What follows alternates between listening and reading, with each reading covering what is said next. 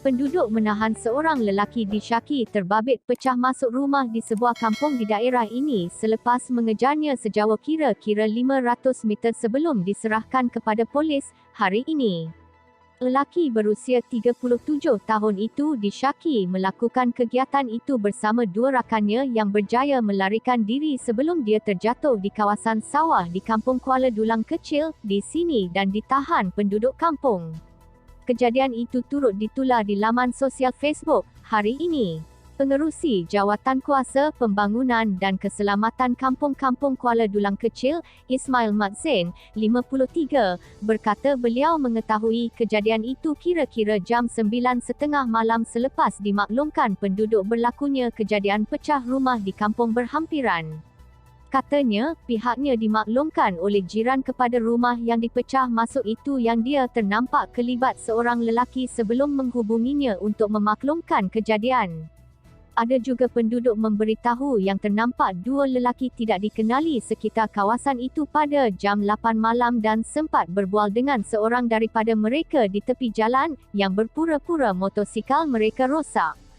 Lelaki itu memberitahu dia dan beberapa rakannya menyewa di inap desa di kawasan berhampiran sehingga menimbulkan curiga sebelum penduduk kampung itu melaporkan kepada saya dan kami ke sana untuk melakukan pemeriksaan.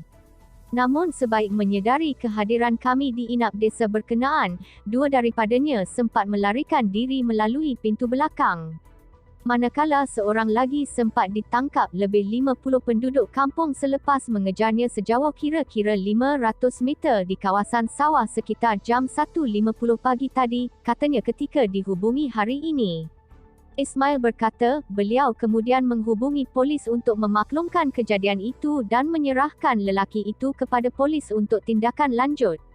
Katanya, dia yang juga pengerusi kawasan rukun tetangga kampung itu berkata, pihaknya kerap melakukan rondaan iaitu 3 kali seminggu untuk memastikan kampung itu bebas daripada pencuri.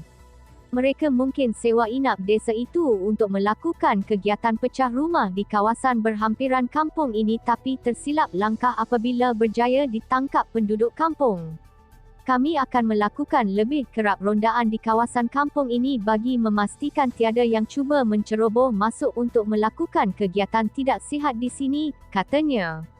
Sementara itu, Ketua Polis Daerah Yan, Deputi Superintendan Shahnaz Akhtar Haji mengesahkan menerima laporan berhubung kejadian itu dan suspek kini ditahan untuk membantu siasatan.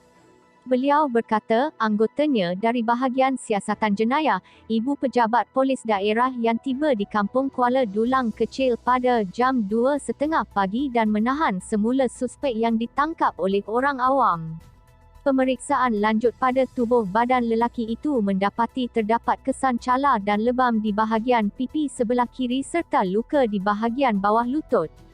Suspek yang berasal dari baling itu kemudian dibawa pulang ke IPD Yan untuk siasatan mengikut Seksyen 457 Kanun Keseksaan, katanya. Shahnaz berkata, pemeriksaan mendapati suspek mempunyai 2 rekod kesalahan lampau iaitu Seksyen 457 serta Seksyen 224 Kanun Keseksaan.